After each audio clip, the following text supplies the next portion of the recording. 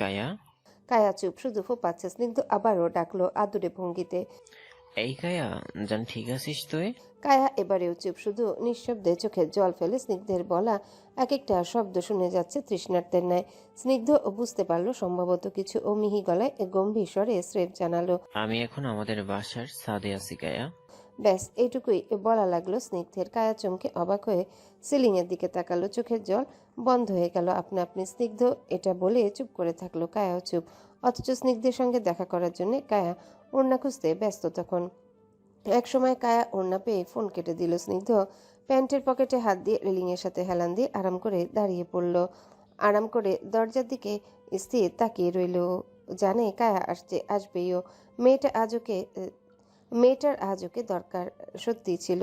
স্নিগ্ধের আসার দরকার অযথা না। স্নিগ্ধের চিন্তাগুলো অযথা ছিল না, সেটা কায়া নিশ্চুপ শ্বাস প্রশ্বাসই বলে দিচ্ছে।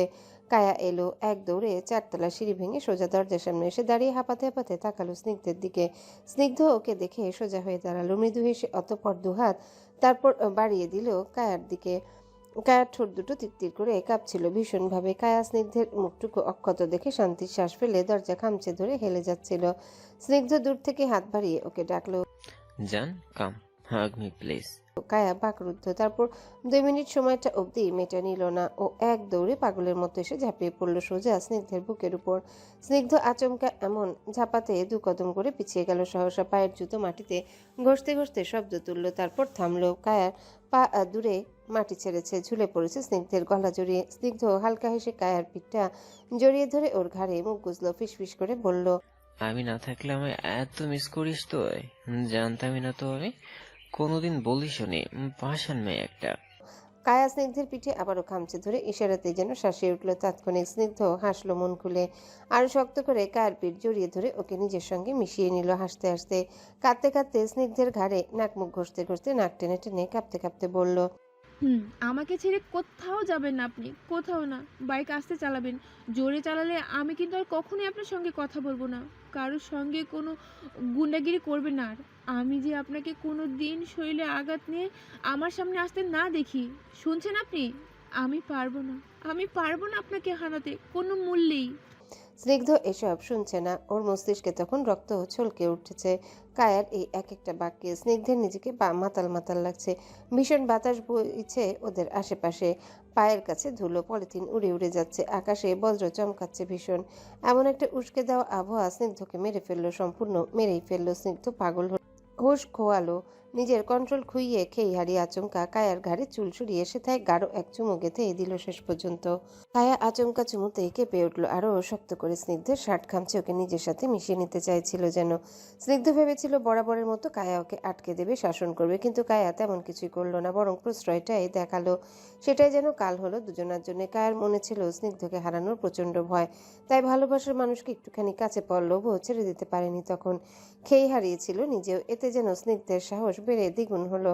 কন্ট্রোল যা ছিল সব একে একে আছড়ে পড়লো ছাদের ফ্লোরে। স্নিগ্ধ আস্তে করে কায়ার ঘাট থেকে শুরু করে গলায় একের পর এক চুমু দিতে লাগলো। সহসা কায়ার মাথাটা আলগোছে পিছিয়ে গেল, পেছনের দিকে হেলে পড়তে চাইলো, যেন শরীর অস্বাভাবিক শিহরণে। অথচ স্নিগ্ধ তো আছে সামলে নেবার জন্য। স্নিগ্ধ আলগোছে কায়ার পিঠ আগলে একের পর এক ঝড় তুলতে লাগলো কায়ার গলায়। কায়া স্নিগ্ধর হাত খামচে ধরে স্রেফ বাধা দেবার নিম্ন চেষ্টাটুকু করে বলল। থামুন স্নিগ্ধ, থামুন। সঙ্গে সঙ্গে স্নিগ্ধ কায়ার ঠোঁটে চুমু খেয়ে বসলো নিবিড়ভাবে। কায়ার কথাগুলো গিলে ফেললো। স্নিগ্ধ পাগলামি করছে ভীষণ, কায়া ওকে আটকাতেও পারছে না। কায়ার মন চাচ্ছে স্নিগ্ধ থেমে যাক, এটা অন্যায়। অথচ কায়ার শরীর বলছে তো অন্য কথাও, স্নিগ্ধকে চায়, আজই চায়, সেটা যে কোনো মূল্যে। কায়া নিজেও স্নিগ্ধকে সমান তালে ঠোঁটে চুমু খেতে লাগলো। স্নিগ্ধ এবার একটু সরল, কায়ার বুজে থাকা চোখের দিকে চেয়ে ঝুঁকে এসে হালকা হেসে দুষ্টুমি নিয়ে বলল, you are so damn tasty, জান। Like like strawberry. বলেই চোখ টিপল স্নিগ্ধ। কায়া লজ্জা পেল, লজ্জায় মাথা ঘুরিয়ে চলে যাবে পেছনে। পেছন থেকে স্নিগ্ধ ওর হাত ধরে টান দিয়ে ওকে আবার আচমকা নিজের বুকের উপর ফেলে দিল। কায়াকে পেছন থেকে দুহাতে জড়িয়ে ঘাড়ে পাগলের মতো চুমু দিতে থাকলো ঘাড়ের আশেপাশে। ওর এক একটা চুমুতে কায়ার জান হাতে চলে আসছে, শিহরণে নিজেকে পাগল পাগল লাগছে। কায়ার মধ্যে এটুকু শক্তি নেই স্নিগ্ধকে আটকে ফেলার জন্য, অথচ এখনো সময় আছে হাতের বাইরে। সবকিছু চলে যাওয়ার আগে স্নিগ্ধকে আটকাতে হবে, অথচ পারছে না তো। ওকে সম্পূর্ণ স্নিগ্ধ নিয়ন্ত্রণ করছে। স্নিগ্ধের আদরে এতটা নেশা, এতটা ঘোর কি করে সম্ভব? কায়ার ভাবনার মধ্যে স্নিগ্ধ কায়াকে হঠাৎ কোলে তুলে নিল দুহাতে। কায়া চমকে উঠে দুহাতে স্নিগ্ধর গলা জড়িয়ে ধরল। স্নিগ্ধর চোখে মুখে প্রবল এক নেশা, আসক্তি। কায়াকে আজ অবৈধভাবে নিজের সঙ্গে পিষে ফেলার আসক্তি কতটা খারাপ পরিণতি ওদের জন্য বয়ে আনবে সে সম্পর্কে ভালোবাসার নেশায় মাতাল এই কাপল সম্পূর্ণ অজ্ঞাত। কায়া আলগোছে স্নিগ্ধর বুকে মুখ গুজে কিভাবে যেন ওর গায়ের ঘ্রাণ শুকতে ব্যস্ত হয়ে আছে। স্নিগ্ধ কায়াকে নিয়ে চলল ছাদের চিলেকোঠার ঘরটায়। ওখানে লাইট জ্বালিয়ে দিতেই সম্পূর্ণ ঘর আলোকিত হয়ে গেল। আজকে এই কবিতা নিজ চিলেকোঠার এই ঘরটা ঠিক করিয়ে রেখেছেন আগামীকাল মেহমান এসে থাকবে বলে। নতুন বিছানা জিনিসপত্রের ময়লা পরিষ্কার করা হয়েছে, এসি ঠিক করানো হয়েছে। আজ যেন আশেপাশে সবকিছু এই পাগল উন্মাদ কাপলকে আরো উস্কে দিচ্ছে। স্নিগ্ধ আলগোছে কায়াকে বিছানায় শুইয়ে দিল। কায়া চোখ খুলে স্নিগ্ধর মুখের দিকে তাকালো। স্নিগ্ধ আলগোছে কায়ার কপালে চুমু খেলো। কায়ার খুলে ফেলা চোখ সহসা আবারও বন্ধ হয়ে গেল। স্নিগ্ধ চুমু খেলো একের পর এক কায়া সুন্দর কান্না ভেজা পুরো মুখটুকুতে। কায়া বিছানার চাদর খামচে ধরল হাতের নখের সাহায্যে। স্নিগ্ধের বোধহয় ওটুকু সহ্য হলো না। ওই হাত চাদর থেকে টেনে সরিয়ে নিজের হাতের মুঠোয় মুষ্টিবদ্ধ করে ধরল। হঠাৎ কায়া তাকালো স্নিগ্ধর মুখের দিকে, অপলক তাকিয়ে রইল। ওর চোখ অসম্ভব ভালোবাসায় টলমল করছিল তখনও। স্নিগ্ধ তো পুরুষ, ও তো বুঝে ওই চাহনির মানেটা কি। স্নিগ্ধর হঠাৎ কি হলো? কায়ার উপর থেকে উঠে হঠাৎ নিজের পরনের শার্ট টেনে টেনে খুলে ছুঁড়ে ফেলে দিল বেডের পাশে। কায়া এবার অনেকক্ষণ পর রীতিমতো আতকে চমকে উঠল। স্নিগ্ধ আবারও কায়ার উপর ততক্ষণে শুয়ে পড়েছে। কায়া ভ্রু কুচকে ফেলেছে। ওর আবেগ, ওর মোহ সম্পূর্ণ কেটে গেছে। স্নিগ্ধ তখনও উন্মাদ। ও কায়ার ঘাড়ে চুমু খেতে খেতে মাতাল গলায় বলছে, তুই এত সফট বেবি, মনে হচ্ছে আমার ভিতরে ঢুকে যাবে। আর একটু চেপে ধরলে বেস্ট ফিলিংস জান, খেয়ে ফেলে তোকে একদম। কায়ার মাথায় এবার হুঁশ আসে। কি করতে যাচ্ছে ওরা? এটা অবৈধভাবে ঘনিষ্ঠ হচ্ছিল ওরা। কায়ার 2 বছরের রিলেশনে এতটা সংযম দেখিয়েছে আর আজ সবটা খুইয়ে ফেললো ও এক রাতে। ইচ্ছি কায়ার নিজের প্রতি ঘেন্না ধরে গেল কেন যেন আচমকা।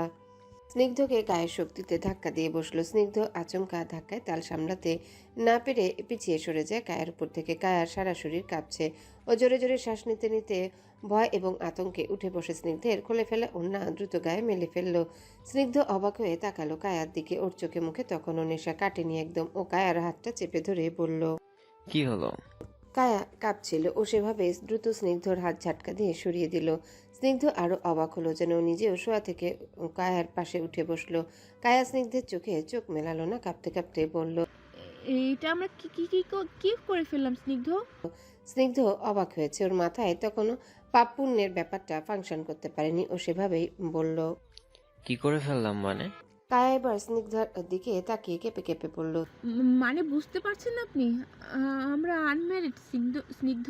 স্নিগ্ধ ম্যারিড কথাটা শুনে কেমন যেন খেপে গেল। ও কায়ার হাত চেপে ওকে নিজের দিকে ঘুরিয়ে গভীর রাগী কণ্ঠে বলল। So what? কায়া চোখ ছোট ছোট করে তাকালো। সো হোয়াট মানে?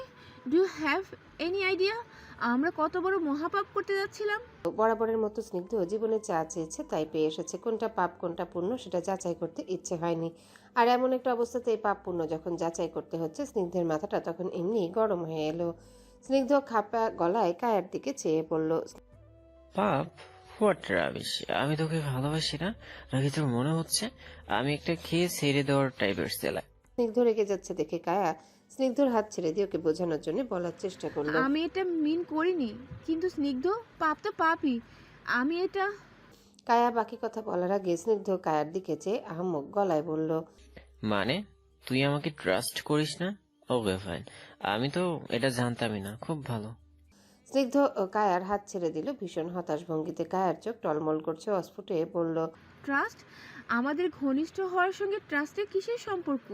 স্নিগ্ধ এবার মেজাজ হারিয়ে চিৎকার করে বলল, আছে সম্পর্ক। তোর কাছে আমার কাছে আশা পাপ মনে হচ্ছে আজ। তার মানে আমি যে তোকে ভালোবাসি সেটা তোর কাছে কোনো মূল্য নেই, রাইট? কায়া ছোট্ট শ্বাস ফেলে, স্নিগ্ধ পাগল হয়ে গেছে, কিন্তু তার মানে এটা নয় যে ওকে ওর সাথে তাল মিলাতে হবে। কায়া নিজেকে শক্ত করে জবাব দিল, অন্তত এই ব্যাপারে তোমার স্রেফ ভালোবাসার মূল্য নেই। বিয়ে ছাড়া যা হবে তা পাপই হবে। এটার সাথে ট্রাস্ট আর আমার তোমাকে ভালোবাসা এসবের কোনো মূল্য নেই। স্নিগ্ধ স্নিগ্ধ চুপ করে কায়ার দিকে তাকিয়ে রইল। কায়া নিশ্চুপে উঠে দাঁড়ালো। অন্য ভালো করে গায়ে মেলে বেরিয়ে যাবে। হঠাৎ স্নিগ্ধ পিছন থেকে কায়ার হাত চেপে ধরে। কায়া আচমকা থেমে গেল। ও পেছনে ফিরে তাকালো। স্নিগ্ধ স্পষ্ট লক্ষ্য করেছে কায়া কাঁদছে। তার মানে কায়া এতটা কাছাকাছি আসা মেনে নেয়নি, স্নিগ্ধকে খারাপ ভেবেছে। ও গড!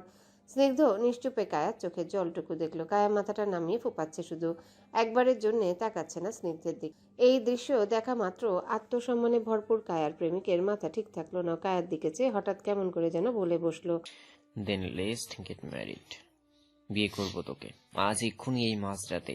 তবুও তুই এইটুকু বোঝ, তুই যেটুকু ঘনিষ্ঠ হয়েছি নিজের হবু হাজবেন্ডের সাথে হয়েছিস, সেই হাজবেন্ড যে তোকে ভালোবাসে, যাকে তুই ভালোবাসিস। কায়া চমকে তাকিয়ে শুনে যায় শুধু। পরপর স্নিগ্ধর হাত ছাড়ানোর চেষ্টা করে থেমে থেমে বলল, পাগল হয়ে গেছেন আপনি? হুঁশে এসে কথা বলুন প্লিজ। স্নিগ্ধ উঠে দাঁড়ালো। কায়ার সামনে দ্রুততার সাথে এগিয়ে এসে ওর দুই বাহু চেপে ধরে চেঁচিয়ে বলল, হ্যাঁ হ্যাঁ হ্যাঁ, পাগল হয়ে গেছি আমি। আমি যাকে ভালোবেসে শুয়েছি তার কাছে এটা পাপ মনে হচ্ছে। আমি ভুল, আমি খারাপ, সব আমি আমি আমি এখন আমি সব ভালো করতে চাইছি, বিয়ে করবো তোকে, সব পাপ মুছে পূর্ণ অধিকার নিয়ে তোকে ছোব। তোর চোখে আমি আজ আমার প্রতি ঘৃণা দেখেছি কায়া। ওটা দেখার আগে আমি। স্নিগ্ধ থামলো। কায়া অবাক হয়ে তাকিয়ে রইল স্নিগ্ধের দিকে। অস্ফুটে মাথাটা নিচু করেও বলতে চাইলো কিছু। ওটা আমার ঘেন্না, ছি না। স্নিগ্ধ জবাব দিল না। কায়ার হাত ছেড়ে দ্রুত গতিতে মেঝে থেকে শার্ট নিয়ে গায়ে পরে ফেললো। তারপর কায়ার হাত চেপে বেরিয়ে গেল চিলে কোঠার ঘরটা থেকে। কায়া পেছন থেকে বারবার বাধা দিচ্ছে, একদম শুনছে না স্নিগ্ধ। মধ্যরাতে কাজীকে ঘুম থেকে টেনে তুলে অফিস খুলিয়েছে স্নিগ্ধ। কায়া পাশে আলুথালু ভঙ্গিতে ওড়না খামচে চুপচাপ স্নিগ্ধের পাশটায় দাঁড়িয়ে আছে চুপচাপ। হৃৎপিণ্ড নামক বস্তুটা যেন হাতের মুঠোয় নিয়ে এক একটা সেকেন্ড গুনছিল কায়া। ওপাশে আবার স্নিগ্ধ ভীষণ আমোদেই আছে। স্নিগ্ধ কাউকে কল দিচ্ছে একপাশে দাঁড়িয়ে। কায়ার ভীষণ অস্থির লাগছে, ওর ভয়ে ঘাম ছুটে যাচ্ছে একেবারে। ও একসময় পাশ কেটে সরতে সরতে একদম স্নিগ্ধের গায়ের সাথে মিশে ওর টি শার্টটার কোন খামচে ধরে জোরে জোরে শ্বাস ফেলে নিজেকে সামলাচ্ছিল। স্নিগ্ধ ফোন দিচ্ছিল কাউকে। কায়ার স্পর্শ পেয়েও কান থেকে ফোন সরিয়ে মাথাটা নিচু করে আলুথালু কায়াকে একবার দেখলো। পরপর ঝুঁকে এসে দায়িত্বশীল প্রেমিকের ন্যায় ফিসফিস করে জিজ্ঞাসা করলো, ঠিক আছিস তুই? Any problem? কায়া আশেপাশে দেখলো। বারবার মনে হচ্ছে কেউ কায়াকে দেখে নিবে, জেনে যাবে পুরো ঢাকা শহর কিভাবে কায়া সবাইকে লুকিয়ে ঠুকিয়ে ওর প্রেমিককে বিয়ে করে নিচ্ছে। কায়া এবার চোখ সরালো। লালা দিয়ে গলা ভিজিয়ে নিয়ে স্নিগ্ধের দিকে চেয়ে সামান্য নিচু গলায় বলল, বিয়ে না করি স্নিগ্ধ, আমার ভয় হচ্ছে ভীষণ, এইভাবে কাউকে না জানিয়ে। কায়া পুরো কথা শেষ করার আগে স্নিগ্ধের চোখের দিকে চেয়ে থেমে গেল। আলগোছে চোখ নামিয়ে নিয়ে চুপ হয়ে গেল। স্নিগ্ধ কড়া চোখে তাকিয়ে আছে কায়ার দিকে। কায়া হয়তো বা ভড়কে যাচ্ছে। আলগোছে স্নিগ্ধের টি শার্ট ছেড়ে দিয়ে সরে যাবে, সাইন ওকে ধরে ফেললো তখনই। স্নিগ্ধ হতাশ শ্বাস ফেললো এই যাত্রায়। তারপর কাউকে কল দিতে দিতে বলল, কাউকে না জানিয়ে বিয়ে করছি, এটা কে বললো? জানাচ্ছে একজনকে। এটা এই জন্য যেন তোর মনে না হয়, প্রপার সাক্ষী না থাকাই ধর আমি কখনো এই বিয়ে অস্বীকার করতেও পারি। কায়া এবার অবাক চোখে তাকালো। সাক্ষী কে? স্নিগ্ধ উত্তর দিল না, শুধু চোখ টিপলো দুষ্টু ভঙ্গিতে। কায়া ভয়ার্ত গলায় হঠাৎ কি মনে করে বলে বসলো, ইয়েস বেবিস, তোর মাথায় তো দারুণ বুদ্ধি। স্নিগ্ধ হেসে হেসে ফোন কানে ধরেছে। তারপর ফোন কানে ধরা অবস্থায় ওপাশে চলে গেল কাব্যের সাথে কথা বলার জন্যে। কায়ার এবার নিজেকে পাগল পাগল বোধ হচ্ছে। কাব্য ভাই ওকে মেরেই ফেলবেন আজ। আর যদি উনি জিজ্ঞাসা করেন এই মধ্যরাতে বিয়ে কেন করছে ওরা, কি জবাব দেবে কায়া? ও ঘনিষ্ঠ হয়ে গেছিল স্নিগ্ধের সাথে, এটা বলবে কি ভাববেন কাব্য ভাই? বা হয়তো যদি ভেবে বসেন বড়লোকের ছেলে পেয়ে কায়া তার ভাইকে ফাঁসিয়েছে।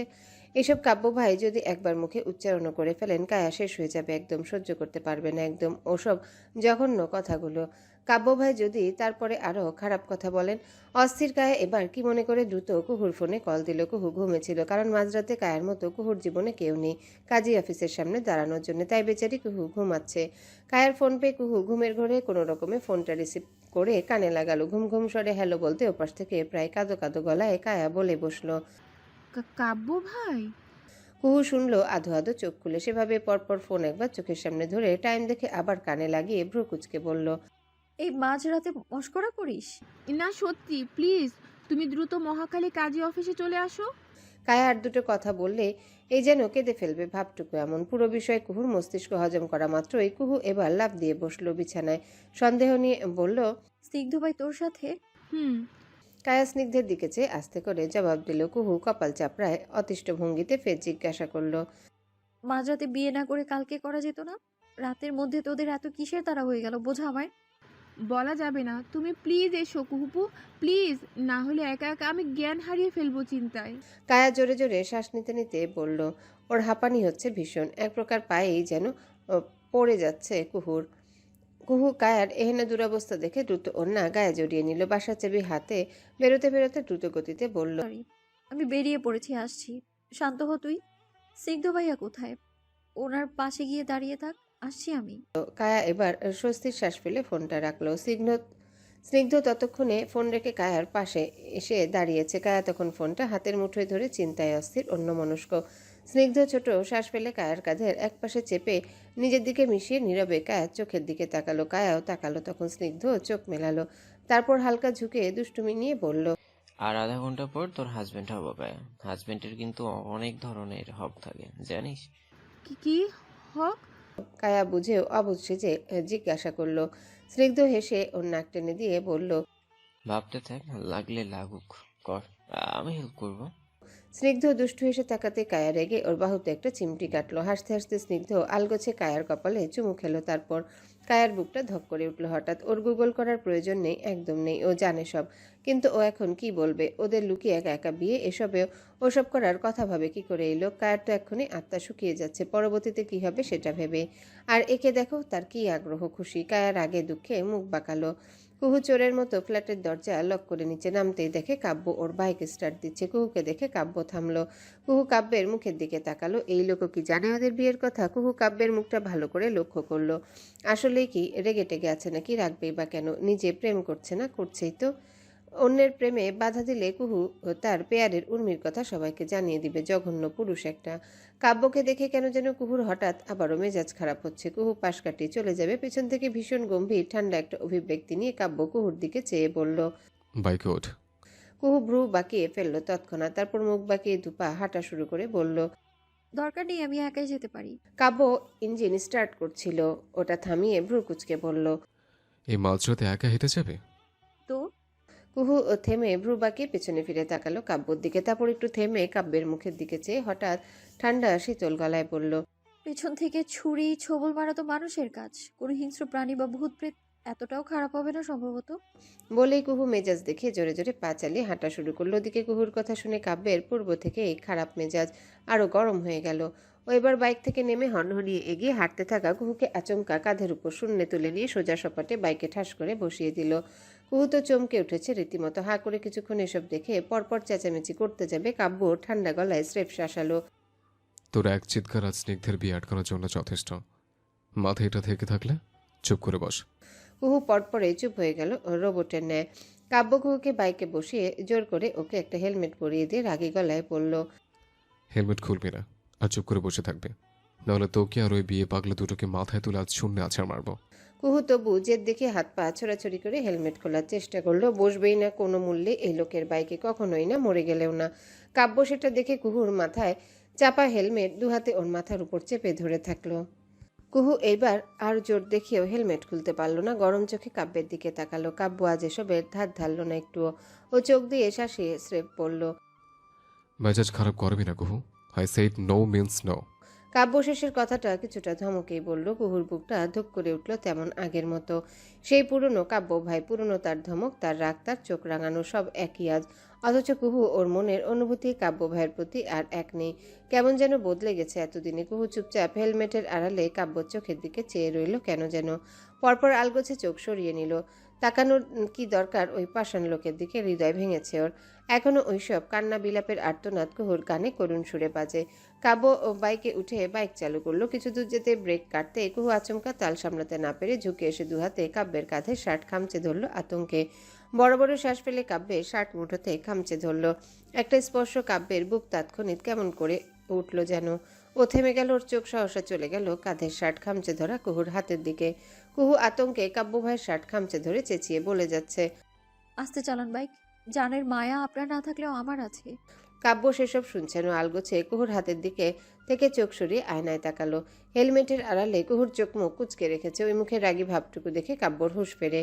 ও ছোট দীর্ঘশ্বাস ফেলে বাইক চালানোতে মন দিল। আবার বুকের ভেতরে জমে ওঠা উপচে পড়া দীর্ঘশ্বাস। না বলা কথাগুলো বুকেই চেপে রইল, বলা হয়ে উঠল না আর। বাইক থামলো মহাকালীর কাজী অফিসের ঠিক সামনে। স্নিগ্ধ কায়া আগে থেকে সামনের রাস্তায় দাঁড়িয়ে, পুরো রাস্তা অন্ধকার। একমাত্র কাজী অফিসের ভেতর বাতি জ্বলছে। কাব্য কুহু নেমে দাঁড়ালো বাইক থেকে নেমে কুহু চোখ মুখ ভয়ঙ্কর কুচকে জেদ দেখে হেলমেট খুলে কাব্যর দিকে রাগি চোখে চেয়ে সেটা শব্দ করে বাইকের উপর রেখে দিল। তারপর দুবার না তাকিয়ে হনহনিয়ে পেছনে ফিরে হাঁটা ধরলো। কাব্য কিছুই বলল না, চুপচাপ সেটা দেখে হেলমেট সুন্দর করে বাইকের হ্যান্ডেলে রাখলো। তারপর এগিয়ে এলো স্নিগ্ধ কায়ার দিকে। স্নিগ্ধ কায়ার হাত চেপে ধরেছে। কাব্যকে দেখা মাত্রই কায়া ভয় পেয়ে স্নিগ্ধের হাত ছাড়তে ব্যস্ত হয়ে গেল। জোর করছে বারবার, অথচ স্নিগ্ধ ছাড়লই না। ও কাব্যের দিকে শক্ত চোখে চেয়ে কায়ার হাত আরও চেপে ধরে নিজের হাতের মুঠোয় নিল। হয়তো বা কাব্যের সাথে টক্কর দিতে চাইছিল। অসভ্য ছেলেটা হাত ধরেই আছে। কায়া এইবার প্রায় কাঁদো কাঁদো হয়ে ফিসফিস করে বলল। ছাড়ুন, কাব্য ভাই এসেছে। স্নিগ্ধ যেন শুনেওনি এসব শাসানি। কাব্য ওদের ঠিক সামনে এসে দাঁড়ালো। কুহু দাঁড়িয়েছে কায়ার পাশে। কায়ার অপর হাতটা ধরে ভ্রু কুচকে কাব্যের দিকে তাকালো। কাব্যের চোখ সবার আগে ওদের হাতের দিকে গেল। স্নিগ্ধ তবুও ভীষণ স্বাভাবিকভাবে তাকিয়ে আছে বড় ভাইয়ের দিকে। কাব্য শীতল চোখে তাকাতে কায়া এবার জোর করে স্নিগ্ধের হাত থেকে ওর হাত ছাড়িয়ে নিয়ে কুহুর হাত ধরে ফেললো শক্ত করে খামচে। কি ভাবছেন কাব্য ভাই কে জানে? স্নিগ্ধকে জানে মেরে ফেলতে ইচ্ছে হচ্ছে এইবার ওর। অসভ্য ছেলে একটা। কাব্য এবার স্নিগ্ধের দিকে তাকালো। স্রেফ গম্ভীর গলায় আগে পিছু কিছু না বলে বলে উঠল। সিরিয়াসলি স্নিগ্ধ, এই মাঝরাতে? First we can talk about this with your parents, right? স্নিগ্ধ থামলো। তারপর ওদের ঘনিষ্ঠ হবার কথা লুকিয়ে বলল। নো উই কাউন্ট, আমার বিয়েটা করা দরকার এক্ষুনি। কেন? কাব্য ভ্রু কুচকে ফেললো। কায়া চোখ নামিয়ে ফেলেছে ততক্ষণে। খোদা রহম করো, কাব্য ভাই যেন জোর না করে বসেন। ওদের এসব ঘনিষ্ঠতার কথা জেনে গেলে দরকার ভাইয়া, শুধু এটা জেনে রাখো, নাহলে আব্বু আম্মুকে না জানিয়ে আমি এত বড় স্টেপ একা নিতাম না। আব্বু আম্মু যদি জেনে ফেলে? কাব্য ভ্রু বাঁকিয়ে জিজ্ঞাসা করে। স্নিগ্ধ বোঝায়। জানবে না কখনো। কায়ের পড়াশোনা শেষ হলে ওদের সামনে আমি আবার ওর কথা বলে ওর হাত চাইবো, বিয়ে আবার হবে। আগের বিয়ের কথা জানবেও না, প্রমিস ভাইয়া। কাব্য এবার কায়ার দিকে চেয়ে কায়াকে দেখলো। কায়া ছোট একটা মেয়ে, 2 বছর ধরে রিলেশনে আছে। নিজের ভাইকে এত ছোট একটা মেয়েকে ভালোবাসার জন্য পেটাতে মন চাইছে কাব্যের। কাব্য এবার কিছুটা বিরক্তি নিয়ে স্নিগ্ধকে বলল। কায়া ছোট বাচ্চা একটা মেয়ে, মাত্র 10-এ পড়া মেয়ের সাথে রিলেশন করে কোন ছাগলে? অপেক্ষা করা যেত না ওর বড় হওয়া অব্দি? স্নিগ্ধ এবার হেসে হেসে মজা পেয়ে পড়ল। ও ছোট? কে বললো তোমাকে? তুমি তো জানো না আমি কাছে এলে। সঙ্গে সঙ্গে কায়া চিমটি কাটতে স্নিগ্ধ হঠাৎ থেমে গেল। কথাগুলো গিলে কোনো রকম কাশতে কাশতে বলল। হুম, আসলে আসলে চোখের সামনে লাভ বার্ড ঘুরলে কন্ট্রোল করা যায় না ভাইয়া, তাই আর কি। শাট আপ বেয়াদব।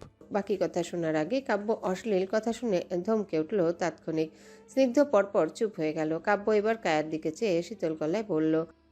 কায়া, তুই এই গাধাকে বিয়ে করতে চাস? তোর মতো কি ও তো কি ফোর্স করছে কোনোভাবে? আমাকে বল, বিয়ে হয়ে গেলে এটা নিয়ে কান্নাকাটি করে লাভ হবে না। Think twice. কায়া চোখ নামিয়ে নিল, মাথা নেড়ে নিচু গলায় বলল। ও জোর করেনি আমাকে। ও সম্বোধন শুনে কাব্য ভ্রু কুচকাল। কি প্রেমময় সম্বোধন! এত ছোট একটা মেয়ে প্রেম করে বিয়ে করে ফেলছে। বাহ, আজকাল জামানাটাই অনেক ফাস্ট। কাব্য তারপর স্নিগ্ধের দিকে চেয়ে শীতল স্বরে বলল। নিজেরা রাজি তো আমার কি কাছে এখানে? যা বিয়ে করে আয়, আমি বাইরে আছি। কায়া অবাক হয়ে তাকালো। কুহু ভ্রু কুচকেছে। স্নিগ্ধ এই কথা শুনে খুশিতে বাকবাকুম হয়ে কাব্যের হাত চেপে টেনে কাজী অফিসের দিকে যেতে যেতে বলল। তুমি না হলে শুধু কবুল হবে ভাইয়া, বিয়ে তো হবে না আর। চলো প্লিজ। বলে কাব্যকে টেনে নিয়ে গেল কাজী অফিসের দিকে। কাব্য অনিচ্ছা সত্ত্বে এগোলো। কুহুকে এবার এ যাত্রায় ভীষণ খুশি দেখাচ্ছে। ও আসার সময় একটা শাড়ি এনেছে লুকিয়ে, আর ওর মায়ের বিয়ের ওড়নাও নিয়ে এসেছে। স্নিগ্ধের কাছ থেকে সময় নিয়ে কুহু কায়াকে সাজিয়ে নিয়ে এলো কিছুক্ষণের মধ্যে। মেকআপ বলতে শুধু একটু রেড লিপস্টিক, কাজল, এটাও কুহু এনেছিল সাথে। কায়াকে বসানো হলো স্নিগ্ধের পাশে। কাজী কাগজপত্র রেডি করে ফেলেছে ততক্ষণে। কাজী ঘুমের চোটে তখনও বারবার হাই তুলছে। বেচারাকে স্নিগ্ধ মাঝরাতে দরজা রীতিমতো বলা যায় ভেঙেই তুলে নিয়ে এসে বসিয়ে দিয়েছে অফিসে। কাজে ঘুম ঘুম সরে কাগজের লেখা পড়ে এবার বললেন। 10,000 টাকা দেনমোহর ধার্য করিয়া। কায়ের দিকে চেয়ে বাকিটা বলার আগে কাব্য ওনাকে আটকে দিল। কাজী থেমে ঘুম ঘুম চোখটাতে বিরক্ত চোখে তাকালেন কাব্যর দিকে। আবার কি বাবা? কাব্য জবাবে স্নিগ্ধের দিকে চেয়ে বলল। এত কম দেনমোহর কেন? স্নিগ্ধ বলে। আমার যেমন আপাতত এই টাকাটাই আছে, টিউশনের টাকা তো আসেনি, আর মাসও শেষ, আব্বু এখনো টাকা দেয়নি। কাব্য শুনে সাথে সাথেই বলল। আমার যেমনও 2 লাখ আছে, অ্যাকাউন্টে ট্রান্সফার করছি তোর, দিয়ে দিস দেনমোহর হিসেবে। স্নিগ্ধ সঙ্গে সঙ্গে আটকালো, বাদ সেধে বলল। কিন্তু ভাইয়া আমি আমার টাকা দিতে চাইছি ওকে, তোমাদের কারোর টাকা না। কাব্য এসব ধার ধারলই না, স্বাভাবিক ভঙ্গিতে টাকা ট্রান্সফার করতে করতে জবাব দিল। ধার দিচ্ছে, টাকা পেলে ফেরত দেবে। দুনিয়ার কোনো কিছু ফ্রিতে মেলে না, তাই তো রিয়াক্ট করার কিছু নেই। স্নিগ্ধ কাব্যের কথার ধরন শুনে হেসে ফেলল। কাব্য ভাই খুশিতে ওর বিয়ের সব কাজ করছে, অথচ মুখটাকে এমন করে রেখেছে যেন কেউ তিতা করলা জোর করে খাইয়ে এনেছে। কাব্য টাকা ট্রান্সফার করার পর কাজী আবার আরেকটা হামি তুলে বলা শুরু করলেন। 2,10,000 টাকা দেনমোহর ধার্য করিয়া আনোয়ার সিদ্দিকের ছোট পুত্র সাহাবীর সিদ্দিক স্নিগ্ধকে বিয়ে করিতে চাইলে বলুন মা কবুল। কায়ার বুক ভীষণ রকম ধরফড় করছে, ওর গলা কাঁপছে ভীষণ। বারবার চোখের পাতায় বাবা মায়ের মুখ ভেসে আসছে, যাদের ও এই বিয়ের মাধ্যমে ঠকাচ্ছে। আসলে কি ঠকাচ্ছে, নাকি নিজের ভালো থাকাকে স্বার্থপরের মতো বেছে নিয়ে নিজের জীবনকে সুখী করছে? কায়া কবুল বলছে না, ওর চোখে জল টলমল। কাব্য সেটা দেখে ভাবছে বোধহয় ও রাজি না বিয়েতে। কাব্য এবার জলদগম্ভীর স্বরে বলল। কায়া, এখনো সময় আছে। কায়া কথাটা শুনে কাব্যের দিকে তাকালো। স্নিগ্ধ থেমে গেছে। কায়া যদি কবুল না বলে, ভাইয়ের সামনে মাথাটা কতটা নিচে চলে যাবে স্নিগ্ধের। স্নিগ্ধ কায়ার দিকে অসহায় ভঙ্গিতে তাকিয়ে রইল। কায়ার হাতটা এবার কুহু চেপে ধরে মৃদু চাপে কায়ার কানের কাছে ফিসফিস করে হঠাৎ বলল। কবুল বল কায়া, ভালোবাসা হারিয়ে গেলে সে যন্ত্রণা, সেটা তুই সহ্য করতে পারবি না কোনোদিনও। এগুলো সইবার শক্তি আল্লাহ খুব লিমিটেড মানুষদেরই দেন, আর আমি জানি তুই ওদের মধ্যে নস। কায়া চমকে কুহুর দিকে তাকালো। কুহু ভীষণ স্বাভাবিক ভঙ্গিতে কথাগুলো বলেছে। কুহু ভীষণ নিচু গলায় কথাটা বললেও কিভাবে যেন কাব্য সেটা শুনে ফেলেছে। ও চুপ করে কুহুর দিকে চেয়ে রয়েছে। কুহু মনে এত কষ্ট জমিয়ে রেখেছে, অথচ কাব্য কিছুই করতে পারছে না ওর জন্যে। ভিতরে কেমন যেন একটা পুড়তে লাগলো কাব্যের। ও চুপচাপ দাঁড়িয়ে রইল নিজের জায়গায়, কুহুর দিকে চেয়ে অপলক। কায়া কুহুর থেকে চোখ সরিয়ে কাজের দিকে তাকালো। কুহুর এক একটা কষ্টের দৃশ্য, 6 বছরের দীর্ঘ সংগ্রাম দেখা কায়া নিজের চোখে। ওসব কায়া আসলে সহ্য করতে পারবে না, সহ্য করতেও পারবে না ভালোবাসা হারানোর যন্ত্রণা। হয়তো সেই ভয় থেকে কায়া দ্রুত বলে উঠল। কবুল, কবুল। কায়ার এভাবে একশ্বাসে বলা দেখে কাজীটা কিছুটা কেসে উঠে বললেন। একসাথে এভাবে বলে না মা। আচ্ছা, তবুও বলে ফেলেছ, ভালোই করেছ। আমাকে কষ্ট করতে হলো না আর। আসলে ঘুম পাচ্ছে তো, তোমরা যত দ্রুত করবে আমার ততই লাভ। এটা শুনে কায়া লজ্জায় লাল হয়ে মাথা নামিয়ে ফেলল। স্নিগ্ধ তো শুনে হো হো করে হেসে উঠেছে। কাব্য ওর মাথায় গাঁটটি দিয়ে স্নিগ্ধের হাসি থামালো। তখন স্নিগ্ধের বেলায় একই ব্যাপার। ও কায়ার ঠিক মুখের দিকে পুরো সময় চেয়ে 3 বার কবুল বলেছে। কাজী স্বাক্ষর নিলেন। তারপর স্বাক্ষর করা মাত্র স্নিগ্ধ ভীষণ আগ্রহ নিয়ে কাজীকে জিজ্ঞাসা করলো। হুজুর, ব্যাস এতটুকুই কাজী হুজুর? আমি তোর হাজবেন্ড এখন থেকে, সম্পূর্ণ হালাল তো? কাব্য তখন কাগজটার ছবি তুলে রাখছিল প্রুফ হিসেবে। স্নিগ্ধের কথা শুনে ভ্রু কুচকে তাকালো। এই ছেলে এতটাই অসভ্য, বেয়াদব, বড় ভাই অবধি আশেপাশে মানছে না। ইতর একটা। কুহু তো এই কথা শুনে শব্দ করে হেসে উঠেছে। টিপ্পনি কেটে বলেছে। হ্যাঁ স্নিগ্ধ ভাই, আপনি হালাল, একদম তাজা তাজা হালাল হাজবেন্ড আমার কায়া বিবির। বাসা গেল। স্নিগ্ধ স্বস্তির নিঃশ্বাস ফেললো যেন। স্নিগ্ধ কায়া পেছনে একসাথে গল্প করে আসছে। কুহু কাব্যের সামনে এসে হঠাৎ দাঁড়িয়ে গেল। কাব্য কুহুকে সামনে দেখে হাঁটা থামিয়ে দাঁড়িয়ে গেল। কুহুর দিকে তাকালো। কুহু ইচ্ছা না থাকলেও শেষমেশ না পেরে ভীষণ অনাগ্রহ নিয়ে এদিক ওদিক চেয়ে চেয়ে বলল। আপনার সাথে কথা আছে। কাব্য ভ্রু বাঁকালো। সূর্য কোন দিক থেকে উঠলো আজ? তুই কথা বলবি আমার সাথে? কুহু নাকমুখ কুচকে বলল। রাত এখন, সূর্য রাতে ওঠে? কাব্য বুঝতে পারলো, তাই কথা না বাড়িয়ে জিজ্ঞেস করলো স্বাভাবিক গলায়। কি কথা? ওদের বাসরঘর সাজানো লাগবে। কুহু এবার ভীষণভাবে লাজ লজ্জাহীন মুখ অভিব্যক্তি নিয়ে সরাসরি বলে বসলো। হোয়াট? কাব্য কেসে উঠল। কুহু চোখ মুখ কুচকে বলে ওঠে। হোয়াট? কি বিয়ে করেছে, বাসরঘর দেখবে না? কাব্য ভীষণ অপ্রস্তুত হচ্ছে। নিজের হাতে ছোট ভাইয়ের বাসর সাজাবে ও কট। কাব্য অযথায় ওর হাত ঘড়ি ঠিক করার বাহানায় বলল। নিজে যা ইচ্ছে কর, আমি নিয়ে এসবে। কিন্তু হেল্পটা আপনারই লাগবে, করলে করুন, না হলে আমি ব্লান্ডার করে দেব। কুহু জেদ দেখিয়ে তেরা গলায় বলে উঠল। কাব্য ভ্রু কুচকালো। কি ব্লান্ডার করবি তুই? আমি বলে দেব আপনি আপনার বাবা মাকে লুকিয়ে ওদের বিয়ে দিয়েছেন নিজে দাঁড়িয়ে থেকে। তারপর বড়াপু নিশ্চয়ই স্নিগ্ধ ভাইয়া কায়াকে বকার আগে আপনাকে ডিটারজেন্ট ছাড়াই ধুয়ে দেবে, ভেবে দেখুন। বলেই কুহু স্বাভাবিকভাবে থ্রেডটা ছুড়ল। কাব্য হা করে তাকিয়ে রইল। এইটুকু মেয়েকে হুমকি দিচ্ছে? ও গড, এত খারাপ দিন চলছে কাব্যের। কি আর করা? কাব্য হতাশ গলায় বলল। আমি ওর বড় ভাই হই, আমি কিভাবে ওর বাসর সাজাবো? প্রিন্টটা আছে তোর জায়গা মতো? কুহু বলল। আপনাকে তো সাজাতে বলিনি, আপনি আমায় হেল্প করবেন সেটা বলেছি। কি হেল্প? কাব্য ভ্রু বাঁকালো সন্দেহ নিয়ে। ওদের বাসর সাকসেসফুল করার প্ল্যান আছে আমার কাছে। আপনি জাস্ট আমায় প্ল্যান অনুযায়ী হেল্প করুন, ব্যাস। কুহু বলে স্নিগ্ধের দিকে তাকালো। স্নিগ্ধ দূর থেকে কুহুর দিকে ভীষণ অনুনয় নিয়ে তাকিয়ে রয়েছে। পারবে তো ভাইয়াকে রাজি করাতে খোদা জানে। কাব্য এবার দীর্ঘশ্বাস ফেলে হাল ছেড়ে বলেই দিল। ফাইন, হেল্প করবো আমি। প্ল্যান কি? কুহু গম্ভীর হয়ে তাকালো। এক হাতে অবশ্য কাব্যের আড়ালে স্নিগ্ধের দিকে চেয়ে থামস আপ দেখালো। স্নিগ্ধ খুশিতে কায়ার দিকে চেয়ে চোখ টিপে বলল, আমার বোন আসলেই জিনিয়াস। তুই একটা ঢ্যাঁড়স কায়া। কবুল বলতে এত টাইম নিলে আমার ভয় করছিল ভীষণ। আসলে প্ল্যানটা কুহুর কথা শেষ করার আগে ওর ফোনে কল এলো। কলের স্ক্রিনে নাম হিসেবে দেওয়া হি। কাব্য নামটা দেখা মাত্রই সঙ্গে সঙ্গে ভ্রু কুচকে তাকালো কুহুর দিকে। একই সময় কুহুও তাকালো। কাব্যের চেহারায় রাগ ফুটে উঠতে কুহুর কি হলো, দ্রুত কলটা রিসিভ করে ফেললো কাব্যর সামনে ইচ্ছে করে। তারপর হেসে হেসে হ্যালো বলে ওপাশে চলে গেল কথা বলতে। কাব্য দূর থেকে শুধু দেখলো কুহু একটা ছেলের সাথে হেসে খেলে এই মাঝরাতে কথা বলছে। আবার কোন ট্র্যাপে পা দিয়েছে কে জানে। জানতে হবে কে এই ছেলে। সিয়াম? এটা যদি সিয়াম হয় কাব্য ওকে আধমরা করে দিবে কালকে ভার্সিটিতে। Bloody pitch. সিদ্দিক বাড়িতে হইচই চলছে এক প্রকার। শামীমা এক প্রকার ছুটে ছুটে ব্যাগ গুছাচ্ছেন, সাথে দুই ছেলেকেও সকাল থেকে তাড়া দিচ্ছেন ওনাদের সাথে যাবার জন্যে। স্নিগ্ধ সেই যে ভোর রাতে বাড়ি ফিরে সোজা বিছানায় শুয়েছিল, এখনও উঠবার নামগন্ধ নেই। তার উপর ওর নাকি শরীর খারাপ করছে, বমি ভাব আর জ্বর করছে। শামীমা সেটা শুনে স্নিগ্ধকে আর বললেন না যাবার জন্যে। ওর জন্য আলাদা করে সকালে উঠে খিচুড়ি করলেন, মাছ ভাজা আর ভর্তা করে রেখে দিলেন। ঘুম থেকে উঠে গরম গরম খাবার খেলে ভালো লাগবে। স্নিগ্ধ বাসায় একা, তাই ওকে একা রেখে কাব্যকে তো আর সাথে করে নেওয়া যায় না। শামীমা কিছুটা এবার দোনমনো করছিলেন। কাব্যকে ওর বড় দাদু দেখবে কদিন ধরে বলে যাচ্ছেন। কাব্যটাই তো যায় না ওইদিকে। পরক্ষণে শামীমার মুখ ভোতা হয়ে যায়। যাবি বা কেন? সারাক্ষণ ফুটবল আর পড়াশোনা, লাইফে ওর আর কিছু আছে? উজবুক দুটো বাচ্চা পয়দা হয়েছে, যত সব। শামীমা এসব ভাবতে ভাবতে দ্রুত শুটকি আর একপাশে সর্ষে ইলিশ রাখছেন। যাবার আগে কিছু খাবার রেঁধে নিয়ে যাবেন। না জানি বৃদ্ধ মানুষটা খাওয়া দাওয়ার অনিয়মের কারণেই কি এই অসুস্থতা পোহাচ্ছেন। এখন প্রশ্ন হচ্ছে কে এই বড় দাদু? উত্তরটা হচ্ছে উনি সিদ্দিক বাড়ির চরম বিপদের সঙ্গী। ওদের উন্নতি এত ধন সম্পত্তির মূল হোতা।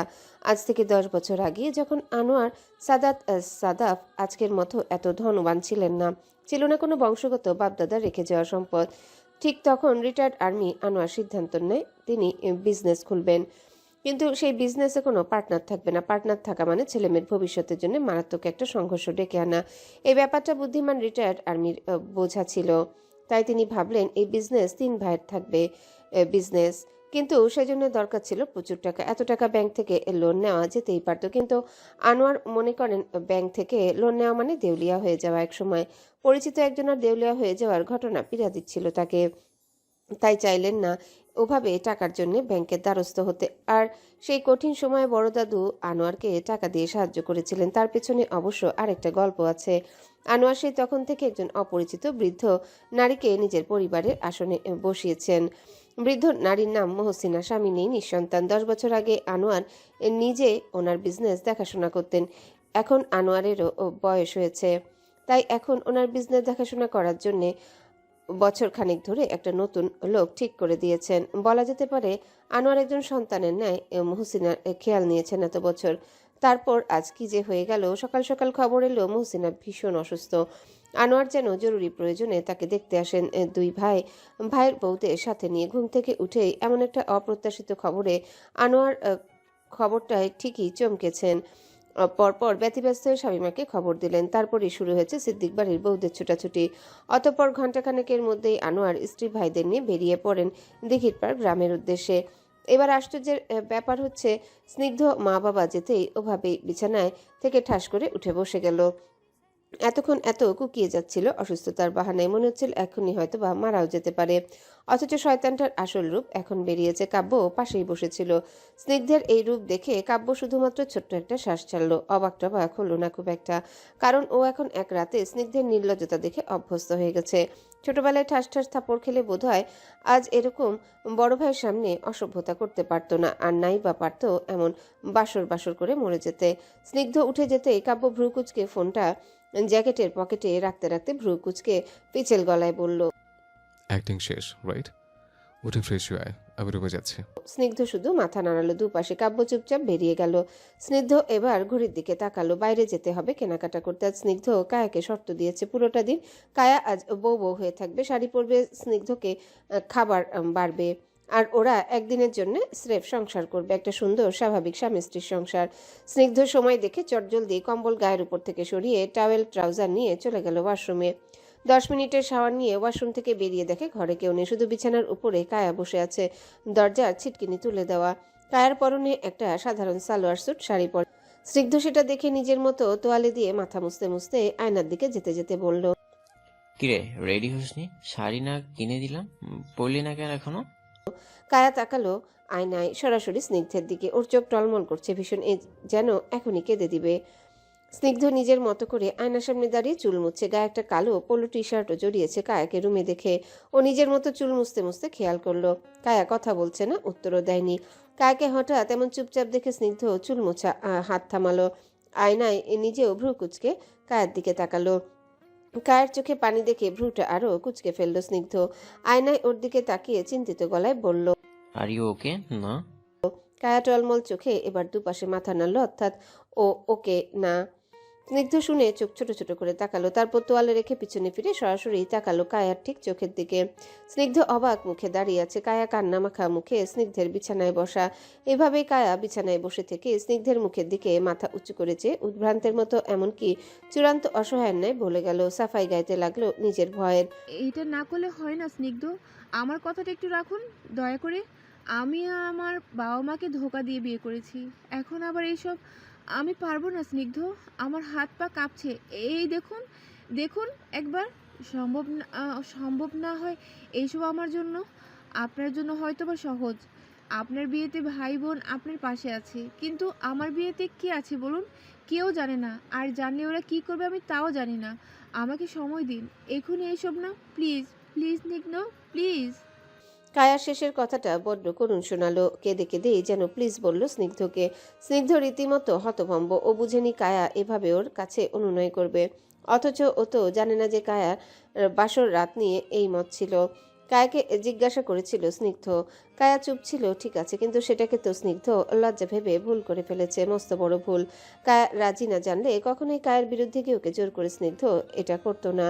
স্নিগ্ধ নিজেকে সামলে নিল, দ্রুত পায়ে বিছানায় বসা কায়ার সামনে হাঁটু গেড়ে বসে কায়ার হাতটা নিজের হাতে চেপে নিজের দিকে টানলো। ততক্ষণে কায়া মাথা নিচু করে ফেলেছে, ঠোঁট চেপে কেঁদেই ফেলেছে প্রায়। বেচারি এই এক নাজেহাল অবস্থা, এত সময় স্নিগ্ধ এটা খেয়ালই করে না। শিট, কায়া কি রাজি ছিল না বিয়েতে? কথাটা মাথায় আসা মাত্র স্নিগ্ধ ভীষণ ভয় নিয়ে হঠাৎ জিজ্ঞাসা করে বসলো, তুই কি বিয়ে মানিস? সত্যি করে বলবি? কায়া কান্না থামিয়ে স্নিগ্ধের দিকে তাকালো, চোখে চোখ মিলতেই কায়া থমকালো। স্নিগ্ধকে ভীষণ স্ট্রিক্ট দেখাচ্ছে, সিরিয়াস হয়ে আছে মুখভঙ্গি। কায়া আস্তে করে নিচু গলায় জবাবে বলল, মানে?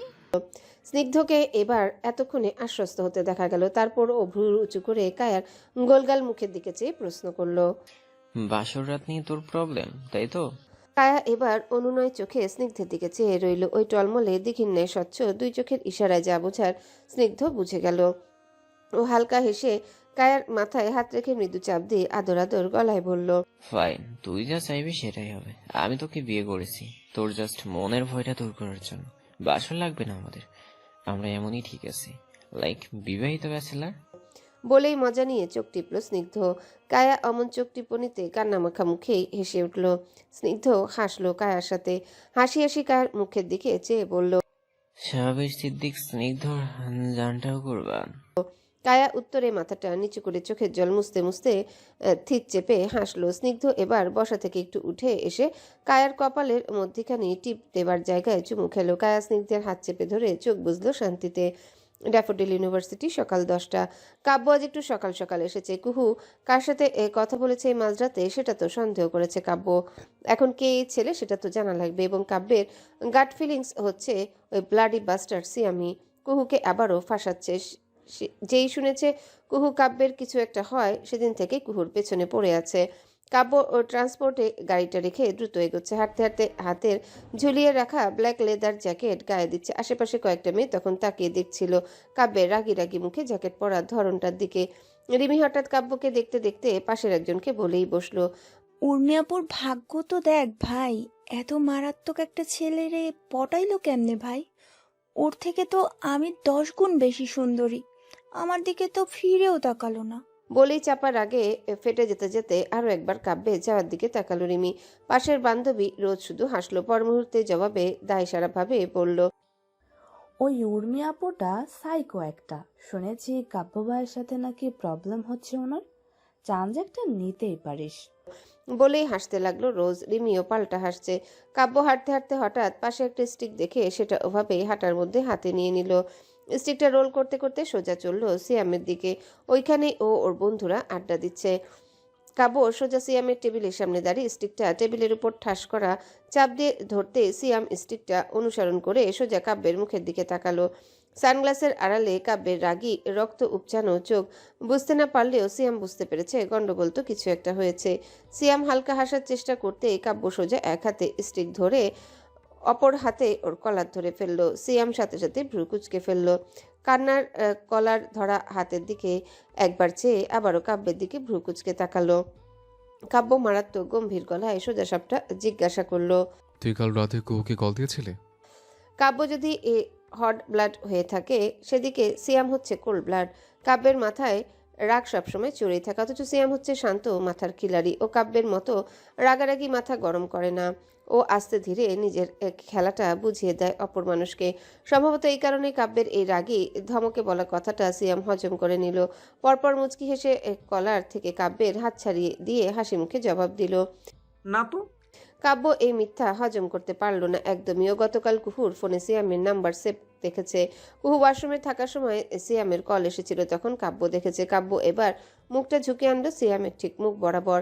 দুটো পুরুষেরই চোখ একত্রে মিলল। একজনের চোখে অসম্ভব রাগ, নানা জেলাসি, আর অপরজনের চোখ ভীষণ ঠান্ডা কোল্ড। কাব্য হিসিয়ে বলল, don't try to be over smart সিয়াম।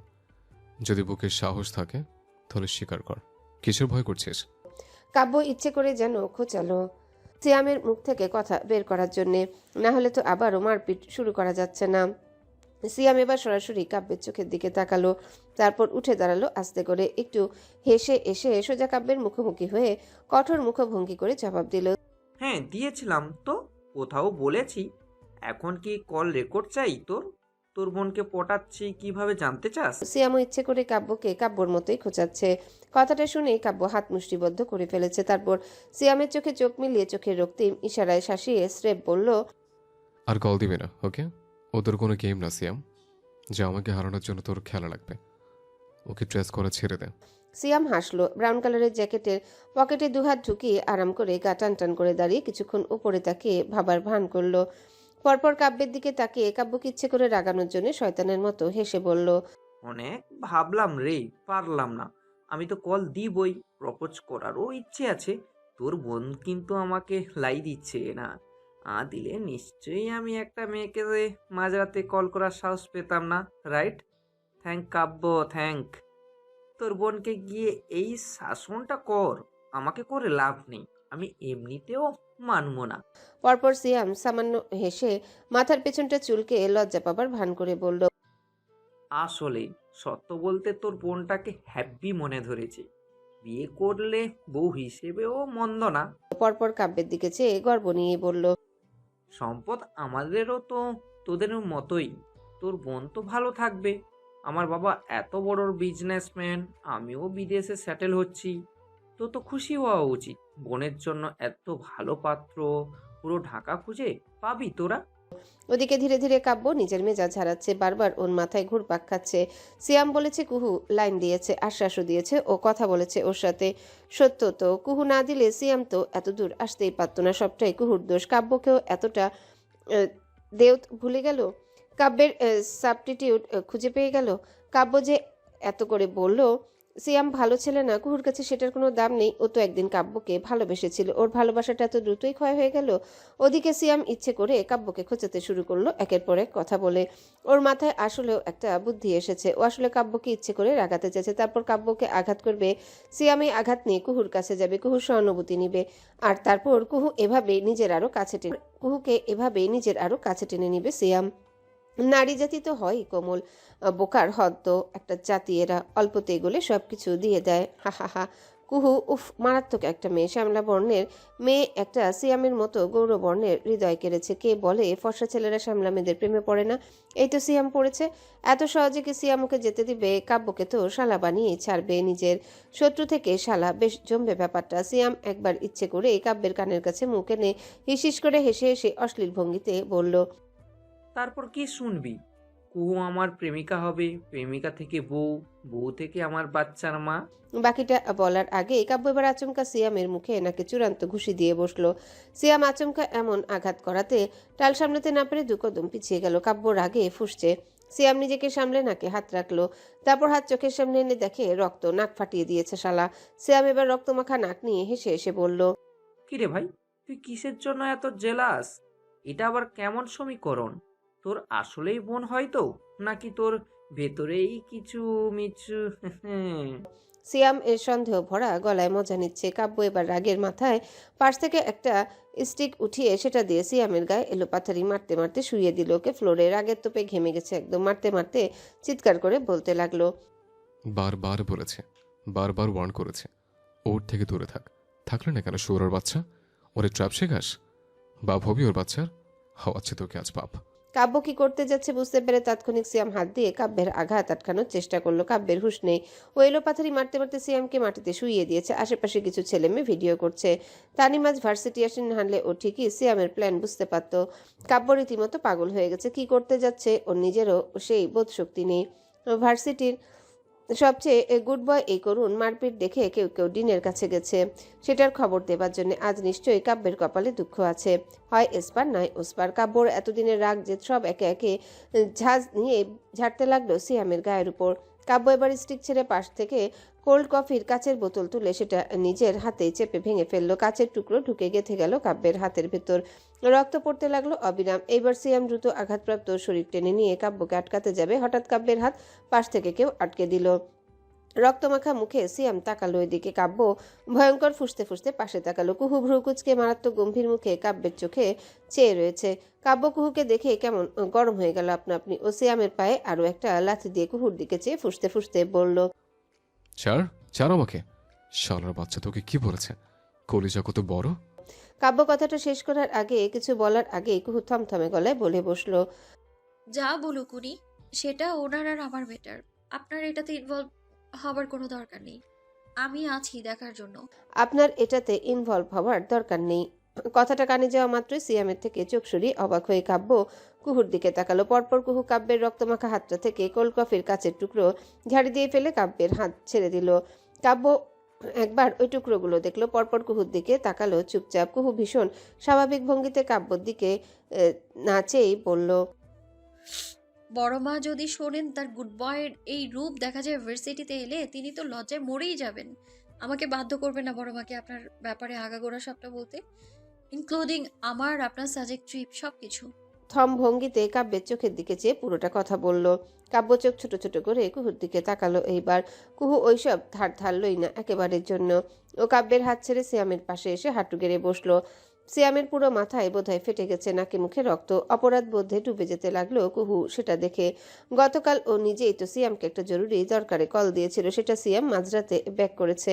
এটার জন্যে কাব্য ভাই এত বড় হাঙ্গামা করে ফেললেন। কুহু ব্যাগ থেকে রুমাল বের করে সেটা সিয়ামের নাকে চেপে ধরে ম্লান গলায় বলল, রক্ত পড়ছে আপনার নাক থেকে, রুমালটা চেপে ধরুন আর আমার সাথে চলুন। হসপিটালে যেতে হবে, ব্যান্ডেজ লাগবে সম্ভবত। সিয়াম মাথা নেড়ে সম্মতি জানিয়ে হাঁপাতে হাঁপাতে একবার আর চোখে কাব্যের দিকে তাকালো। কাব্য তাকিয়ে আছে কুহুর দিকে। ওর দু চোখ কেমন যেন। কাব্যের বিশ্বাস হচ্ছে না কুহু সিয়ামের জন্য এত দরদ। কাব্য হঠাৎ কি মনে করে একবার নিজের ব্যথা পাওয়া কাজ গেঁথে যাওয়া রক্তে ভেজে হাতটা চোখের সামনে তুলে দেখলো। কাব্যর হাত থেকেও রক্ত পড়ছে। কুহুকে দেখলো না, সিয়ামকে দেখলো। কাব্যের থেকে সিয়ামকে গুরুত্ব দিল বেশি। সিয়াম কি তাহলে ঠিকই বলেছে? কুহুই সিয়ামকে আশকারা দিচ্ছিল। কুহুই চায় সিয়াম ওর প্রেমে পড়ুক। সবকিছু কুহু চাইছিল বলেই হচ্ছিল। অস্ফুটে একবার কি বলতে চাইলো যেন, কুহু আমিও রক্ত। কুহু একবার সিয়ামকে তুলতে তুলতে ঘেন্নার দৃষ্টি দিল কাব্যর দিকে। কাব্য সেটাও দেখলো। পরপর কাব্য যা করতে যাচ্ছিল আর বলতে পারলো না। চোখ বুজে লম্বা শ্বাস ফেললো আর তাকালো না কুহুর দিকে একবারের জন্য। কুহু সিয়ামকে নিয়ে কাব্যকে পাশ কাটিয়ে চলে গেল একবারের জন্য। কাব্যর ব্যথা দেখলো না, কাব্যকে নিয়ে ভাবলো না। কাব্য আর পেছনে ঘুরে দেখলো না, পাথরের মতো নিজের পায়ের দিকে চেয়ে দাঁড়িয়ে রইল। ওর হাত থেকে অনবরত রক্ত পড়ছে, রক্তে ফ্লোর ভিজে যাচ্ছে, ওর ওদিকে খেয়ালটুকু নেই। মাথায় ঘুরছে কুহুর ওই ঘেন্নার দৃষ্টি, কুহুর ওই কথাগুলো, সিয়ামের প্রতি কুহুর দরদ, সবটাই মারাত্মক বিষ লাগছে কাব্যের কাছে এখন। তারিম হঠাৎ কোথা থেকে দৌড়ে এলো, এসে কাব্যের সামনে দাঁড়িয়ে কিছু বলল, কাব্য ওটাও শুনতে পেল না। ও পাথরের মতো নিজের জায়গায় দাঁড়িয়ে রইল, চোখে শুধু ভাসছে কুহু সিয়ামকে নিয়ে হসপিটালে গেছে। কুহু সিয়ামের জন্য চিন্তিত হয়েছে, কাব্যকে শাসিয়েছে, সবটা সিয়ামের জন্য, কাব্যের জন্য কিছু না, কিচ্ছু না। তানিম কথা বলতে বলতে হঠাৎ কাব্যের হাতের দিকে চোখ গেল, সম্পূর্ণ কেটে গেছে কাব্যের হাত। তানিম এবার এতক্ষণ আটকে উঠে দ্রুত কাব্যের হাত চেপে ধরে আতঙ্কিত গলায় বলল, ইয়া মাবুদ, তোর হাত থেকে তো রক্ত পড়ছে। কাব্য, এই কাব্য, আরে রুমাল আছে কারো কাছে? দ্রুত দাও। একজন রুমাল এগিয়ে দিতে তানিম কাব্যের হাত বেঁধে ফেলল। কাব্য প্রাণহীন দৃষ্টিতে নিজের হাতে তানিমের রুমাল বাঁধা দেখলো। তানিম তো ওকে ভালোবেসে বন্ধু বলে খেয়াল করে রক্ত ভেজা হাতে রুমাল বেঁধেছে। কুহু নিশ্চয়ই সিয়ামকে ভালোবেসে রুমাল দিয়ে নাকের রক্ত পড়া বন্ধ করেছে। কাব্য চোখ বুজে ছোট করে শ্বাস ফেললো, আবার চোখটা খুলে তাকালো, ওর চোখ লাল হয়ে আছে, রক্তিম যেন ওই চোখ থেকেও এবার রক্ত ঝরবে। তানিম দ্রুত তারপর কাব্যকে পাশের ফার্মেসিতে নিয়ে গেল ব্যান্ডেজ করাতে। কাব্য পুরোটা সময় চুপচাপ ছিল, ওর মাথায় এখনো ঢুকছে না কুহু সত্যি সিয়ামের জন্যে ফল করেছে। কুহুর ওই দৃষ্টি, ওই দরদ, ওটা তো ভালোবাসায় ছিল, অর্থাৎ কুহু সিয়ামকে ভালোবেসে ফেলেছে। কুহুর কোথাও আর কাব্যের স্থান নেই, ঠিক এই জন্যে কুহু আর কাব্যকে দুই চোখে দেখতে পারে না। কুহু এখন পস্তাচ্ছে, হয়তোবা ভাবছে কেন কাব্যকে বলেছে ও সেদিন ভালোবাসার কথা, অথচ কাব্যের প্রতি ওর তো অনুভূতি ছিল না, সবটাই ইনফ্যাচুয়েশন ছিল। কুহু আজ বুঝেছে সেটা। তবে আজ কুহু বুঝেছে, কিন্তু কাব্য ও তো বুঝতে চাইছে না এসব, ওর অবচেতন মন মানতে নারাজ। কুহু কাউকে ভালোবাসতেও পারে। কাব্যের হাতে ড্রেসিং শেষ করে এইবার এতক্ষণে তানিম কাব্যের দিকে তাকালো, কাব্যের দিকে চেয়ে সরাসরি জিজ্ঞাসা করলো, এবার বল, কেসটা কি? কি জন্য করলে এসব? সত্য বলবি, না হলে ঘুষি দিয়ে তোমার মুখে নকশা বদলায় দেবো। কাব্য তানিমের দিকে তাকালো, কেমন প্রাণহীন ওই দৃষ্টি। তানিম হয়তো বা একটু ভরকালো। কাব্য এইবার হঠাৎ বলে বসলো। কুহু সিয়ামকে ভালোবাসে।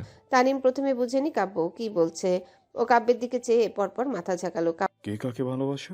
কাব্য এবার গলা খাকারি দিল, একটা ঢোক গিলে ম্লান গলায় বলল, কুহু সিয়ামকে ভালোবাসে।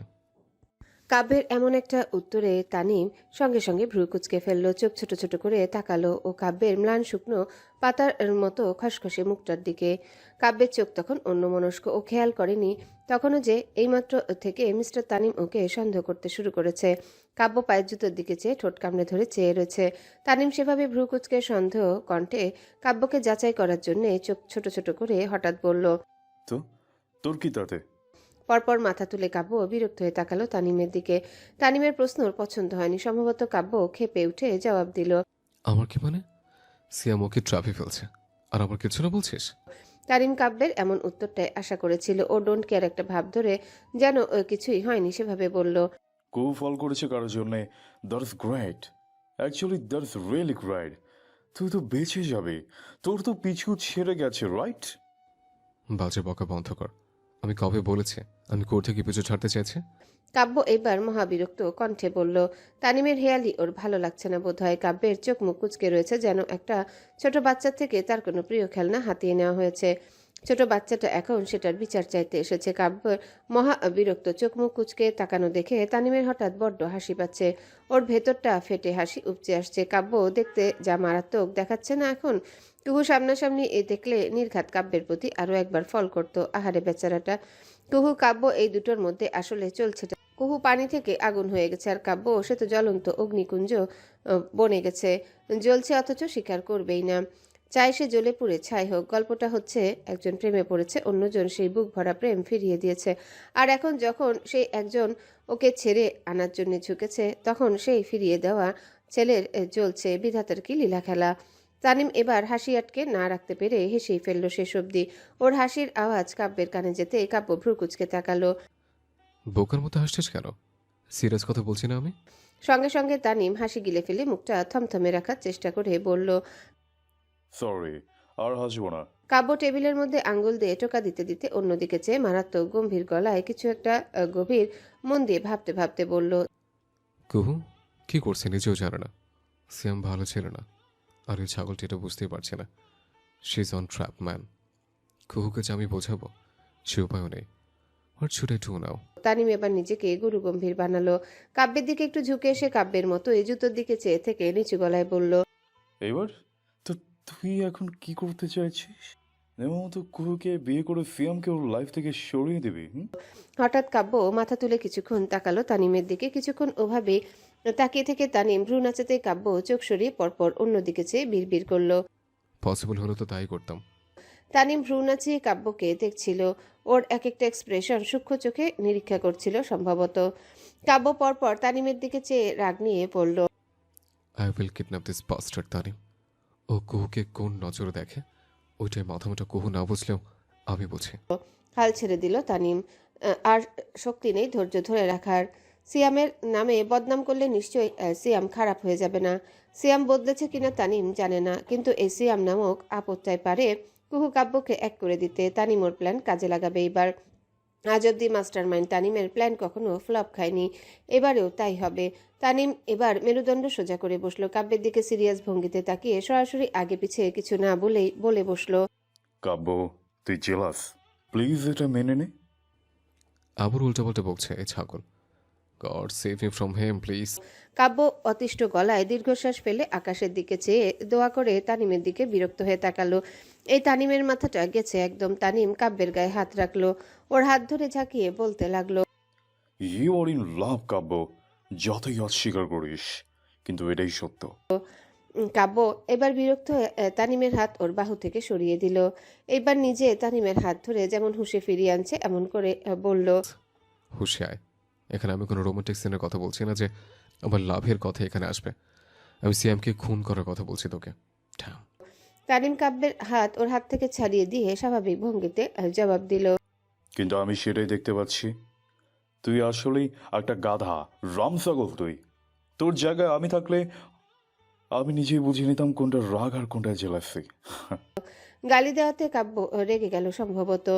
তানিম ওই চাহনি দেখে গলা খাকারি দিয়ে মেজাজ সামলে বলে গেল, কেউ কাউকে ভালোবাসতেই পারে কাব্য, তুই তো বলেছিস ও কাউকে ভালোবাসে বললে তুই নিজে ওদের বিয়ে দিয়ে দিবি, বলিসনি? বলেছে, বাট সেটা সিয়াম না অবশ্যই। কাব্য সাফাই গেল অথচ অতিষ্ঠ ভঙ্গিতে, যেন যেন নিজের কথাতে নিজেই ফেসে যাচ্ছে। তানিম এবার সিরিয়াস হয়ে সিয়ামের নামে ইচ্ছে করে ভালো কথা বাড়িয়ে বাড়িয়ে কাব্যকে শুনিয়ে বলল, সিয়াম কুহুকে নিয়ে এবার সিরিয়াস কাব্য। ওর বন্ধু নাদিম আসছে না, ওর থেকে শুনলাম সিয়াম মেবি খুব দ্রুত কুহুকে প্রপোজ করবে। কুহু না রাজি হলে সোজা আঙ্কেলের কাছে, কুহুর বাবার কাছে ওর বাবা প্রস্তাব নিয়ে যাবেন বলেছে। মানে এবার সিয়ামের কুহুর প্রতি স্ট্রং ফিলিংস আছে। একটা ছেলে নিশ্চয়ই না জেনে শুনে শিওর না হয়ে বিয়ে অব্দি ভাবতে পারে না।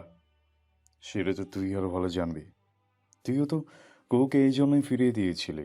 পুরো কথা কাব্য কেমন চোখে যেন শুনেই গেল। শুধু কাব্য চুপ করে তাকিয়ে রইল স্রেফ তানিমের দিকে। শেষের কথাতে পরপর অস্ফুটে নিচু গলায় বলে, চাচু সিয়ামকে মানবেন না। কেন? সিয়াম তোদের মতোই বৃত্তশালী, ওর বংশ ভালো, ওরা খানদানি বংশের। সব তো ঠিকই আছে, এক্সপ্লেইন কর, মানবে না কেন? তানিম আত্মবিশ্বাসী কণ্ঠে ভ্রু উচালো। কাব্যকে ও আজ ছাগল থেকে প্রেমে পাগল করবে, এটাই বদ্ধমূল ধারণা তানিমের। কাব্যের সম্ভবত এবার লাগছে বুকে, হয়তো কোথাও না কোথাও ভয়ই হচ্ছে। যদি মেনে নেয় চাচ্চু, কুহু চলে যাবে সিদ্দিক বাড়ি থেকে। সিদ্দিক বাড়িতে কাব্য কিভাবে দেখবে কুহুর চলে যাওয়া? পরপর কাব্য মাথা ঝাঁকালো, আবার তানিমের দিকে তাকালো, স্বাভাবিক গলায় বলল, কারণ ওখানে কুহু অ্যাডজাস্ট করতে পারবে না। কুহুকে সামলানোর ক্ষমতা সবার নেই, তাই। এরপর সব মেয়ে অ্যাডজাস্ট করে শিখে দেয় কাব্য। তুই কুহুকে রিজেক্ট করার পর তো ও ঠিকই অ্যাডজাস্ট করে ফেলেছে, তো তোকে মনে রেখেছে। আর তানিম খোঁচাচ্ছে যেন। কাব্য তানিমের দিকে তাকিয়ে উঠল। ওর বিশ্বাস করতে কষ্ট হলো এটাই সত্যি। যে কুহু আগে কাব্যকে ছাড়া কিছুই বুঝতো না, সেই কুহু এখন কাব্যের ছাড়াও মারাতে চায় না। কাব্যকে চুপচাপ দেখে তানিম ভালো করে চোখ ছোট করে কাব্যকে দেখতে লাগলো। টনিকটা কি কাজে দিয়েছে? সম্ভবত দিয়েছে। তানিম এবার একটু থেমে বলতে লাগলো, কুহু বদলে গেছে কাব্য, তোর আগের গুলুমুলু হাসি খুশি কুহু আর আগের মতো নেই, ও পুরোটাই বদলে গেছে। আঙ্কেল বলে ও তোকে ভুলে সিয়ামকে বিয়ে করতে দুবার ভাববে না কাব্য। এখনই ওর পাশে তোর সিয়ামকে সহ্য হচ্ছে না, তখন কিভাবে সহ্য করবি? কুহু সিয়ামের বাচ্চার মা হবে, যে পাগলামি ও তোর জন্য করতো সেটা তখন সিয়ামের জন্যে। তানিমকে বাকি কথা বলতে না দিয়ে কাব্য চেঁচিয়ে সাথে সাথে বলে উঠল।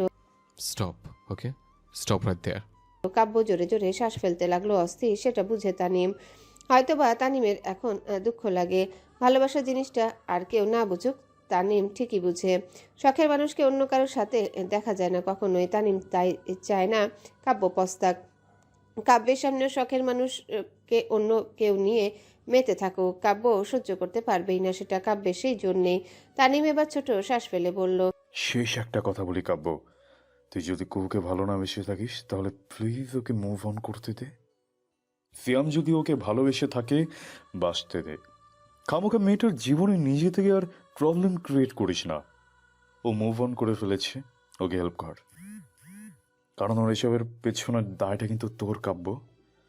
কাব্য চুপচাপ মাথা নিচু করে রেখেছে, হাত মুষ্টিবদ্ধ করে টেবিলের উপর চেপে ধরা, কিছু মুখে বলছে না, শুধু শ্বাস ফেলছে অস্থির ভঙ্গিতে।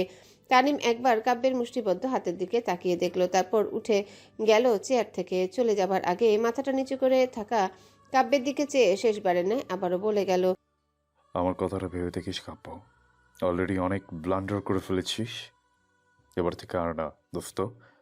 কাব্য উত্তর দিল না, চুপ করে রইল স্রেফ। তানিম ফার্মেসির বিল মেটাতে চলে গেল কাব্যকে ওভাবে রেখেই। ড্যাফোডিল ইন্টারন্যাশনাল ইউনিভার্সিটি, দুপুর 12:30। লেকচার আজকের মতো সব শেষ হওয়াতে উর্মি ওর দুজন বান্ধবীদের পাশে বসে আড্ডা দিচ্ছিল। বলা বাহুল্য, উর্মির আজ এই অবস্থার জন্য ওর দুই বান্ধবী কিছুটা হলেও দায়ী। উর্মি হাসতে হাসতে বলছিল, হ্যালো বন্ধুরা, পরবর্তী পার্ট খুব তাড়াতাড়ি আসবে, তো সবাই অপেক্ষায় থাকো। আর চ্যানেলটি যারা এখনো সাবস্ক্রাইব করোনি তারা পরবর্তী পার্ট দেখার জন্য চ্যানেলটি সাবস্ক্রাইব করে রেখো। ধন্যবাদ সবাইকে, আমাদের সাথেই থেকো।